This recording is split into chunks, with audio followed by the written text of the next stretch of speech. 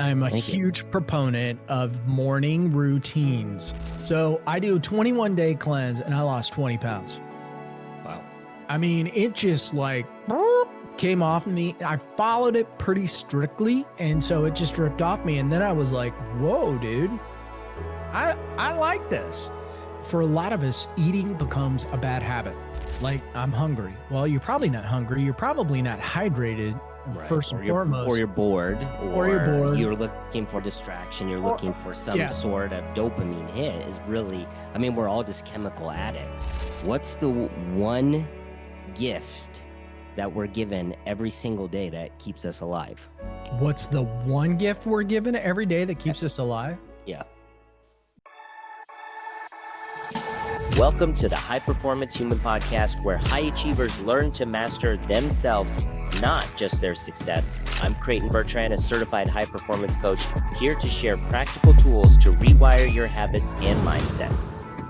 If you're ready to move beyond good enough and step into real transformation, you're in the right place. Let's get to work. Let me ask you something. What's driving you right now? You see, most high performers spend their whole lives chasing success, but deep down, they know something's missing. They're hitting the goals, but not feeling full. And no matter how hard they push, it's never enough. And today's guest has made it his mission to help men break that pattern. Mike Van Pelt is a men's life coach, author, and the host of the True Man podcast, a show built around helping men step into clarity, confidence, faith, and most important, purpose. He's worked with men who've built the businesses, raised the family, and hit all the metrics, but they still feel stuck. And we've talked about this so many times. But through his own story, Mike has learned that true freedom doesn't come from just achieving more. It comes from rediscovering who you really are. So if you've ever felt like you're doing everything right on paper, but still can't shake that emptiness, then this one is just for you. Awesome. All right. Well, welcome to the show, Mike. I'm so grateful to get you coming in from the East Coast. I know it's a little later there for you, so thank you for making time for us to come in. I would never miss an opportunity to come on a podcast and talk with somebody like yourself. So it doesn't matter to me what time it is. I'm actually curious about this. What did your day look like so far before you came in to grace us with your presence? That is a great question. I'm a huge proponent of morning routines. I've heard you talk about it. Yeah, so morning routine is good. Now, you and I are recording this on a Friday, so my routine's a little bit different. Okay. Because is this a work day for you, or is this a creative day? What's your classification for Fridays? Well, Fridays are always my men's small group where we meet in person at a coffee shop. So we meet in person every Friday morning at 6:45 in the morning. So my day is a little bit different, but a typical day for me, I'm up at about 4:45 in the morning. The first thing I do, and I've tried both ways. Okay, prayer, meditation first did not work for me. Okay. The first thing I do is hop out of bed and get downstairs. I've got a full gym set up in my basement because I tried going to the gym. That didn't work out well for me. I don't like to waste time waiting for people to get off equipment. Even at 5 in the morning, your gym was occupied? I get in a routine. A workout for me is we're going to power through. I don't want to wait for anything. And when I get going, I want to go. And so workout, because to me, I like to keep moving when I work out. And that's why I like everything in my basement, because like if I'm doing something, I'm not one of these guys that like sits before I do the next, set of whatever. Okay. I'm either, my break might consist of me stretching. I do a lot of stretching. I'm a 55-year-old guy. If you do that between your sets, you'll do a lot of times. A lot of times I will, yeah. Or I'm doing something aerobic between. It could be jumping jacks. I never stop moving. You got to keep the momentum. I just keep going. That's me. And then and I went through a period here a couple of years ago I've always been athletic. So movement has always been a part of everything that I do. And I think if you're going to be the best at anything, I think that good health is a part of that. I think exercise needs to be a part of your routine. I Yes. don't know how you could just sit around all day and think that you're going to be an achiever and not have exercise be a part of the equation. I'll just Yeah. leave it at that. But, I had gone through a period where I thought I could go for get my exercise in, and the eating had gotten away from me. I wasn't eating properly, Mm. and I was having some acid reflux and things like this. And I went to my chiropractor and I said, I want off all medications. And, we started working through things. And she said, Mike, have you ever, she's like, we can take care of, the treatments and we'll put a plan together. Have you ever thought about doing a cleanse? And I'm Okay. like, well, when somebody brings up fasting to me, I break out into a cold sweat because I'm like, I need to eat. And I thought Mm. I was raised in a house That's where, your right, identity. part of it. I need to eat, but I grew up in the Midwest. I grew up in a house where, it was 3 square meals a day and you need to clean up your plate, right? If you don't clean Okay. up your plate, you can't leave the table. So, you know, I've never had weight be a problem, but the older I was getting, I was consuming more calories than I really needed to consume. And Right. so when I said to my doctor, I've got this acid reflux thing, and she said, let's try a cleanse. And I'm like, let me think about it. Yeah. And yeah, a Yeah. detox, a cleanse. It Well, was I a like 20, I like how they say let's, not yeah. you need to try a Well, it was cleanse. all It's like me for sure. But let's. she told me, she said, listen, when I put people on this program, it's a 21-day program. She's like, I don't know why this is, but men in particular, they lose a lot of weight. I'm like, okay, well, whatever, because I wasn't doing it to lose weight. It was more kind of like, let's get this gut in check and everything. Okay. Little did I know what was about to happen. So I do a 21-day cleanse and I lost 20 pounds. Wow. I mean, it just like came off of Mm. me. I followed it pretty strictly, Okay. and so it just dripped off me. And then I was like, whoa, dude, I like this. And Mm. so really what has happened over a 2-year period, every 6 months, I've done another cleanse. I've lost a total of 30 pounds. Listen, I think this is good for a 55-year-old guy, but who am I? I mean, I'm back running like 9-minute miles. And when I run, and I feel really good about my health. I literally right now, and there's some other things that I'm doing with another business that I have for my hydration and really Mm. having nutrient dense vitamins and minerals in my body every day. I And so found what, this every day for my there you go. hydration. You got he's a big jug guy. Okay. Yeah. So all of this has led me to feel better than I have felt in years. I mean, I don't remember what I felt like when I was 40, but I feel like I'm way, younger. So it's really been a great exercise. I learned a lot about eating. I learned a lot about having less calories. I learned a lot about intermittent fasting Yeah. It's a and big one. that I could pull it off, that I was more than capable of it. And I really feel like what it comes down to is that for a lot of us, eating becomes a bad habit. Like, I'm hungry. Well, you're probably not hungry. You're probably not hydrated, Right. first and Or foremost, you're bored, or you're or bored, you're looking for distraction, you're or looking for some yeah, sort of dopamine hit is really, I mean, we're all just chemical addicts, whether yeah. we realize it or not. But Yeah, yeah, no, yeah. we really are. And so, but it creates bad habits. And of course, when you get in bad habits, there's absolutely no way you can be your best. It's not possible. And so Yeah. even when I wrote my book, which we put out earlier this year, I wrote a chapter on taking care of your temple. Mm. Now, in my book, what I did was a lot of the things are common things people talk about, whether they're goals or whatever.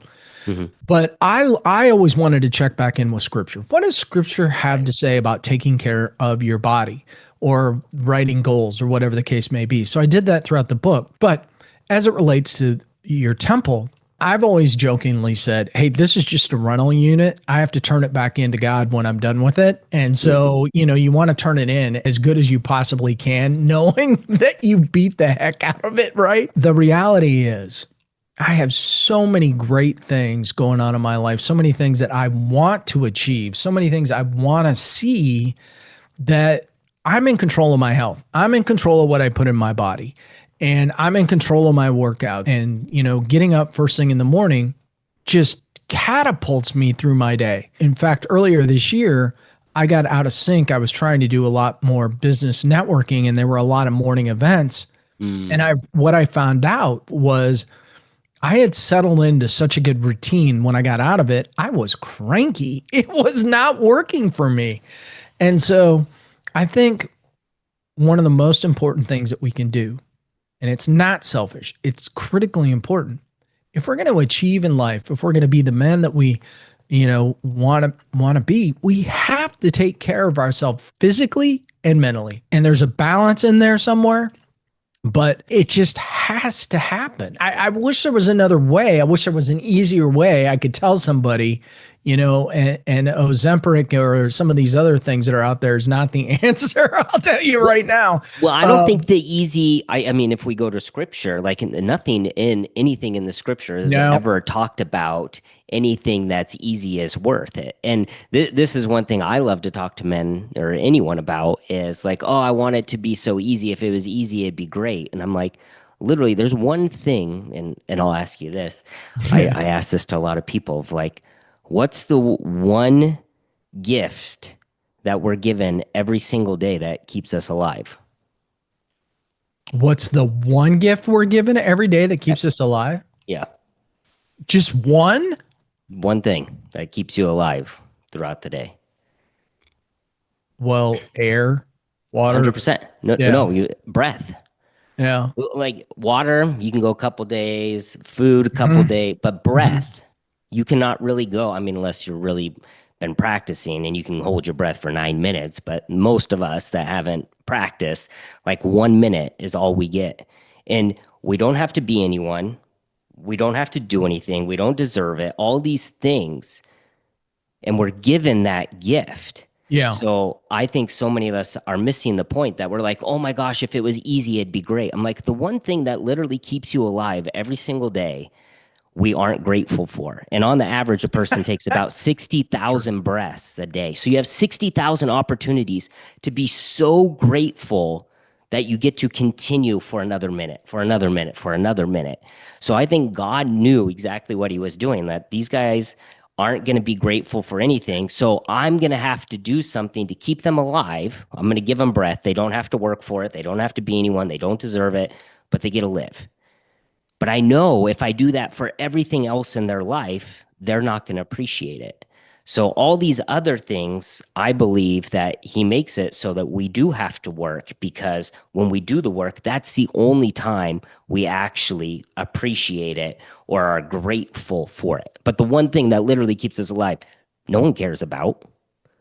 So I agree 100% that, the hard things are really the gifts. Because if you think of anything in your life, like sitting on the couch, just doing Netflix, like we can go into the neuroscience of all the chemicals, but like there's no dopamine reward. There's no real hit of achievement, of purpose, of any of these things. So it's not really what you want. Like people are like, oh, I just want it to be easy. It's like, I can show you the science. No, you think that's what you want. But at the end of it, when you look at what your brain does when you don't do any work, you don't have any benefit to it. I feel like everything I do is about movement. It's really funny. I do more and more speaking. In my other business, we do a lot primarily on Zoom because we're really centered around the United States. And one of my mentors that I work with, we've gotten to know each other very well. And she's like, I always know when you're speaking. First of all, unlike this podcast, I have this stand-up desk. I always stand up when I speak. And so when I'm typically on camera and talking, I'll stand up. And when I'm doing a podcast, I'm usually sitting down. Why that is, I don't know now that I'm thinking about that. But the point of it is she'll commonly say, I can always tell that you're getting yourself pumped up. I can see you moving. I can, and we were talking about it one day and I said, it's really interesting. I grew up playing a lot of sports, a lot of baseball. And the one thing I was taught about when playing baseball, now I was a catcher for many, many years, but when they stuck me in the outfield, poor knees. Yeah, I loved it. I loved it. Here's the thing about catching. You're involved in every play. Either if you're not the catcher or pitcher, I played outfield. And it was so boring waiting for the silly pitcher to actually pitch a Well, ball that came so to me. this is where I'm going. So they moved me to the outfield, right? And so we always used to be like, okay, you need to step with the pitch. That's how you stay in action. That's how you keep yourself awake. You stay in movement. So when the pitcher's in the windup, it's right, left, right. You're stepping into the pitch so that you're in an action position and you're ready to go for the play because you don't know if it could be hit to you. Yeah. And so I always think about that, in everything that I'm doing, that it's almost like this thing in the back of my head. My subconscious is going right, left, right. And I'm stepping into it, getting ready, for my turn at speaking or whatever. And so there's this constant movement. It's actually, and I love doing podcasts, it's actually hard for me to just sit here right now and not have my feet moving or my body, You could get my one body. of those cycle things that you put underneath your That's desk. funny. That's what fun. Nobody can hear it. I'm cycling right now on this podcast. I'm burning the cows right now.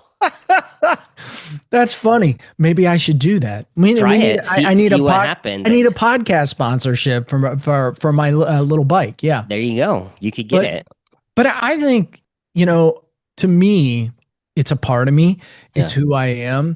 And the older that I've gotten, I think it can get harder to take care of yourself, right? Because it hurts, like your body. Look, I'll wake up some days and I'll be like, man, I know I need to go downstairs, but like my body like hurts. And so there's this part of you, the older you get, I mean, it is harder. You have to take care of yourself. I do a tremendous amount of stretching. I think compared to a lot of guys my age, I'm very flexible. Now, I love to golf. That's part of it. I'm not one of these guys that goes in the weight room. I'm not trying to put on weight. It's all about flexibility to me more than it is looking like Arnold Schwarzenegger. Who is the bodybuilder of the day? Is there a bodybuilder out there? There is. I don't know who or what they are. So we're just going to go with Arnold Schwarzenegger. Yeah. At this point, it's all about, I think actually CrossFit is kind of taken over for the Mr. Olympia and all that a lot of the fitness guys look up to. That's a good point. The nice thing with CrossFit and majority of the CrossFitters is they're not juicing. So at least back in the day, I feel like back in the day, especially when I was younger, there was a lot of it. Seeing Olympians and all that, you're like, oh my gosh, that's amazing. Like they were able, it was kind of like wrestling. Like we thought that was real and that was actually obtainable. But once we realized that, oh my gosh, hey, this is actually fake. No discredit, because I can attest, I know a lot about fitness and how much work it takes. Even if you are juicing, you still have to work out a ton. But the fact that that's not natural, I think a lot of people are like, oh, you know what? I'm not really interested into that. I want to do something that's more natural. So I think that's why the CrossFit stuff like that, it's like, whoa, that's intense. All right. Well, I don't know any CrossFit guys, so I'm sticking with Arnold Schwarzenegger. Yeah, that's fine. But again, I mean, I think now for me, taking care of my body was it was also almost taking care of my mind at the same time. It stems from your mind. Yeah. I mean, this is something that I coach so many men on of like, I know what to do, but I'm not doing what I know. And I'm like, that's all mindset. It's either your mind or physically you're not capable to do it. And if you're not physically doing it, it all stems from your identity. At least that's my opinion, is it comes from your mind, because your mind is what gives the commands to the body. I think that's right. And what's interesting, I've done a lot of work on my self-development, my attitude, really trying to be more positive and look at things more positively and find the joy in things. So if you grab a guy, Creighton, and you got to be more disciplined. Well, nobody wants to be more disciplined, really. I mean, discipline is important, but it almost has a negative connotation. So you really have to find a way to trick your mind into going, I find joy in this. And I'll tell you, I like working up a good hard sweat. I like it. Now, that doesn't necessarily mean anything other than, I'm working out and I'm moving. But I mean, I like the physicality of working out. It allows me to displace things like anger. A lot of the guys I work with, they always talk about anger. anger, anger, anger. And I know it's a big deal. It was a Yeah. big deal for me, but it allows you to take the emotions, whatever's going on in your life, and you can just use that Channel it. during your workout to focus on, whatever. And I think a lot of that is just wisdom and maturity for me over the years and growing as a person and understanding. Yeah, the channeling is a great word. How I can channel some of that stuff and put it into a workout and just get rid of it. Just get rid of it. I remember doing some self-development, being at a therapist and talking similar about enjoying working out. And I remember her saying like, well, that makes perfect sense for your personality. Do you know why you enjoy working out? And I'm like, I don't know. I just like it. And she's like, well, the reason why you like it is it's instantaneous. You put in work, you can feel it, you Yeah. can sense it, and you're 100% in control. You control how much effort you put in. Control how much you suffer. She goes, that's why you enjoy. And I'm like, oh my God, like that makes perfect. And then these other things of like doing tedious things where it's not instantaneous or I'm not suffering or it's not hard. And it's just like Yeah. data entry stuff. Like that stuff drives me crazy. But You and me both, again, brother. that's my personality. So, Yeah. well, I'm curious for you. I know you've talked about, doing the running, doing the exercise, controlling your eating, that it brings you joy. I'm curious, I would like to go a little bit deeper than just joy, but like what is your definition of fulfillment? Because I know you've worked with a lot of men and Mm. seen this so many times that so Wow. many men are out chasing success. Obviously, Yeah. your story is very similar, Yeah. chasing success, doing all this, and we have kind of manipulated or tricked ourselves to thinking, oh, this is what fulfillment is: more success, more money, more blah. First, I'm curious, what would you define from everything you've learned is your definition at this moment in time with all your wisdom of what is real fulfillment? Well, let me start by saying this. Yeah, please. There was a period in my life where I was incredibly unhappy with what I was doing in my career. I didn't have a direction. And I was taught at a very young age, again, this coming out of athletics, most of my memory bank is full of what I learned on the playing field or in the gym. Okay. And one of my dear coaches that was a baseball coach for me for a number of years taught me a lot about enthusiasm. And it's the one thing that really has been a huge part of everything that I'm about. And no matter what, have enthusiasm, have passion. And in my career, I wasn't having it. And at a certain point, my wife, who's been highly successful, said to me when our kids were really, really young, Mike, why don't you stay at home, be a stay at home dad, figure out what to do with the kids? Or figure out what to do with yourself and take care of the kids. I'm like, okay, well, we'll do that. And I hired a How did coach. it feel when she said that? Confusing. That's exactly where I'm headed with this. I was really trying to figure out, my life. What does Mike want to do when he But you grows weren't up? offended when she's like, "Oh, why don't you just stay at home?" Because I know that there'd be other people that when they heard that, they're like, Yeah, absolutely, no, that's not for me." I'll tell you, that discussion stemmed from me, and I'll never forget Okay. this. I can tell you exactly where I was sitting. I was sitting at the kitchen table, down at the end of the table, and we had this discussion, and I just broke down and cried Mm, because I realized that there was going to have to be some adjustments made, and those adjustments needed to come from me. They needed to come from me. And here's what I mean by that. mm, I had gone to college, but I didn't complete college. And when we were talking to our children, we would always talk about school. We didn't talk about taking them to daycare or anything like that. It was school. It was school. And I was sitting there thinking to myself, you're a hypocrite. mm. You're a hypocrite. You didn't get done what you needed to do. Now, keep in mind, now I grew up in an era, I'm an 80s kid, right? Go to college, Yeah. you get the wife, the house, the white picket fence, the two kids and the dog, okay? And And all of this is the era that I grew up in. Okay. Now, first of all, I just want to say this. That's a big setup. It was a lie, but nobody knew it was a lie. That's Right. just what everybody went with.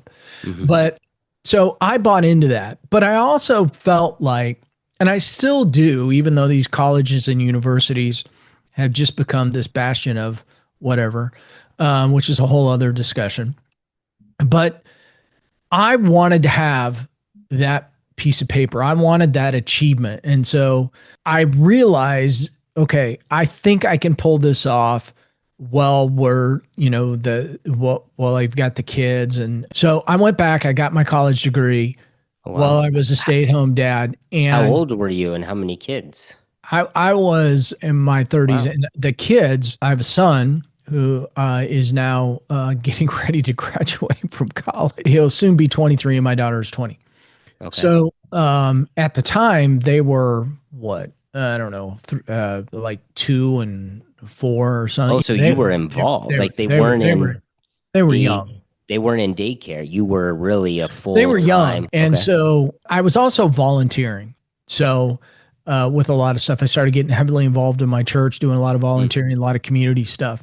And so I got my college degree and I realized I love nonprofits and boots on the, being those boots on the ground, those people that were really helping people and making an impact Mm. in the community. I absolutely loved it. But I also realized I had a lot of leadership skills and a lot of other skills that I thought would be very valuable in the nonprofit market. And so I looked at what some of the upper echelon nonprofit leaders had, and I'm like, well, some of them have a master's degree. Well, you just got done with your undergraduate, you can get your master's degree. So I went back, got my master's degree, tried to Wow. go back out into the workplace, and now I'm met with just crickets. Nobody knows what to do with me. I would even say to people, I'd be like, what's the deal? Well, we don't know what to do with you. I'm like, I have a bunch of sales background. I've got all this education. I'm a great leader, and you What don't know did what you to get do your with me. master's and your bachelor's in? I got my undergraduate degree in business leadership and my master's in public administration Okay. because the public administration really covered me well in the nonprofit community. And Mhm. I also am an avid lover of politics. And I was actually dumb enough to think I might get into government at one point. So I now have a master's degree. Yeah. I've been a stay-at-home dad, and nobody knows what to do. And so, as men, we are really, when you meet somebody, they ask you, what's your name? And What do you do? it's very quickly followed up with, what do you do? And then we Yeah. make a lot of assessments about somebody, 100%. right or wrong, Wrong. about based on Wrong. I will say wrong. yeah, it's wrong. It's wrong. But we do Yeah. this. It's our little judge steps in, and then we start going, okay, this guy probably has a It, Ferrari and a is $2 it a million judge, dollar. or I would even go a layer below that? It's a comparison. Yeah, no, this is what we do. Yeah. And so, because of my wife's position, we used to go out quite a bit, and we were at an event, and people would meet me and they'd talk with me, and I don't know whether they really did, but I would view them as seeing me as something that I wasn't. And so we were at an event, and this guy said, introduced himself, and I introduced myself, and he asked me what I did, and I couldn't say a word. I Because just stood there. I just stood there. And my wife actually answered for me. And I thought, oh my gosh, this is a real problem. Well, what had happened was I I've been a Christian all my life. I did not have what I would consider to be an intimate relationship with Christ at that point. okay. And so I realized that my identity was tied up in what career I wanted to have or who I wanted to be. And so, how I usually express that this way. Back in the day when I was involved in sales, and maybe it's still present to this day, I think it's a horrible saying, is they would say things like, fake it until you make it. Yes. Fake it until you make it. I wholeheartedly disagree with that. Here's why. Because if you're wearing a mask in life, which is what I was doing at that point, I was trying to act like somebody that I wasn't because I was trying to be who I wanted to be, but I wasn't Mhm. really there. And how You know, old were you at this moment where you noticed that you're wearing this mask? I was in my 30s. This is common for guys Oh, for specifically, sure. in their late 30s, because what happens is you get married, you've got a few years into You that did all the marriage, you've got things. you've got children, and you're looking around and you're going, is this all there is to life? Yeah. Is there more to life than this? Like, I'm missing something. And I was absolutely missing something. In fact, I remember sitting in church one Sunday, and my wife and I used to go to the contemporary service at our church. And I don't know why they do this, and everybody's going to laugh when I say this because everybody knows it's true. The contemporary service at every church in North America has been put in some gymnasium someplace. And so you have to pick the chairs up and everything and put them away, all this. I don't know why we do this, but we do this. So anyway, I'm sitting in the gym and I'm looking over at the corner of the gym and I see the water stain that's still there from when the gym was built that we've never been able to get repaired. And this is all going through my mind. How are we ever going to fix this? Blah, blah, blah, blah, blah. And I just stopped and I went, I don't even hear what the preacher's saying anymore. Mm. Like, I do all this stuff around here or in my community, and it feels like nobody cares. And I actually went to the pastor, really love this guy. And I said, I got to take a break. Something's missing. I have no idea what it is. I have no idea what it is. And so I said, I'm taking a break. And he's like, nope. He goes, sometimes that happens. That's cool. Take a break from what? What do you church, mean? going to church, going to church. Yeah. I just wanted to make sure. Yeah. Yeah. Taking a break from the church. And, I had just rolled off a committee and I was clean and free. There wasn't any involvement going on there. And I'd been involved in a lot. Okay. And I loved it. I learned so much. Yeah. I do not regret it. But I was at a point where something in my life was missing. And I was searching for it. I was very, very hungry. In fact, my Friday men's group, we've been going through spiritual gifts, which is something that I went through while I was at that church. And I just picked that book up here 10 years after I went through it. Actually, 12 years. It was 12 years after I went through it. And I can see all the notes, the highlights, the underlines, and I've been reading it and I've just been laughing because I keep going, man, you were so hungry at that point. The questions that I was writing in the book, like, what does this mean? Why is this? And here's what's interesting. I got to a point where I was like, man, you got the knowledge, skills, and abilities to do whatever it is that you want. Why are you messing around with employers and trying to get a job? That's just garbage, man. How long had you been trying to get? Did you go through a period where it was tough for you to get a job, like years? A while since I'd gotten done with my master's degree. So this was like probably played out over about a 3, 4, 5 year time frame. Okay. Wow. So that would be discouraging. Actually, you're reminding me of a story. This one really nailed me. So I'm feeling desperate. And I think a lot of men go through this. Like, a lot of men just get lost trying to figure out their passion in their life. You just get caught up in this rat race of like, I really want to do something that, is on my heart, but I can't quite get there. And I went to a university online. They were having something about jobs online. And I put a question into the chat.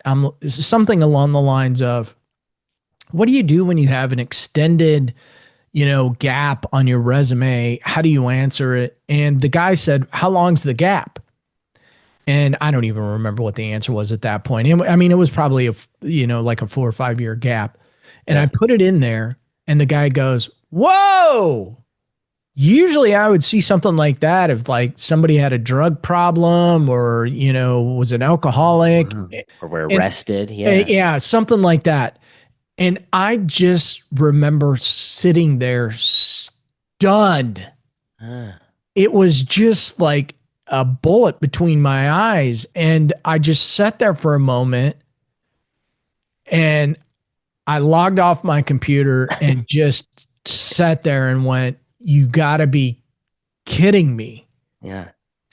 And what I realized during that period was that I knew some people that were doing some business consulting, and I made a few phone calls and decided to go down that route. Now here, that was the smartest thing I ever did, because I met a guy networking who became a great friend back in South Carolina.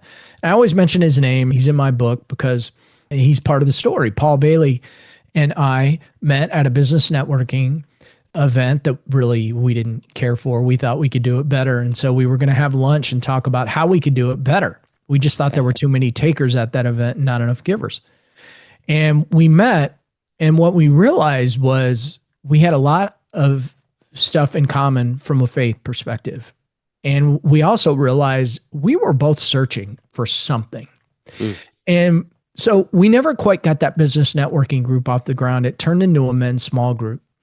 And him and I, the one thing we really transcended everything was we wanted to find other people that had men's groups and could maybe help us launch our own. And so we met with some other groups, even traveled to Charlotte from where we were at the time in Spartanburg, which is an hour and a half. Paul would get me up at 4:00 in the morning, and we traveled to Charlotte to get camp. Some of the stuff we did, but we met some people. And ultimately, one of these guys connected me with a group, and Paul and I ended up at a men's retreat in Goshen, Virginia. Now, that was a little over 6.5 years ago. And I went to a men's retreat. I'd never been to a retreat in my life. And I went to this men's retreat, and it was on a Saturday morning. And the camp director, great organization called Zoe. They're out of Durham, North Carolina, zoe.org. Great organization. And Michael Thompson's the leader of that organization. What was the drive? Because you said you'd never been to a men's group. What was the puzzle piece that you were trying to say? I'm going to go to this men's group. I'm interested in this. Great question. Great question. What? Paul and I were digging in. We wanted to know more. We wanted to know how we could be better men, better Christians, better husbands. How could we have a better relationship with Christ? I mean, all of this, and we're digging in. And so, in fact, the guy that recommended the retreat we kept asking him, we're like, what's it like? What's it like? And he's like, well, it's like heart surgery. And we're like, what does that mean? He goes, well, just show up and you'll find out. Yeah. Come and see.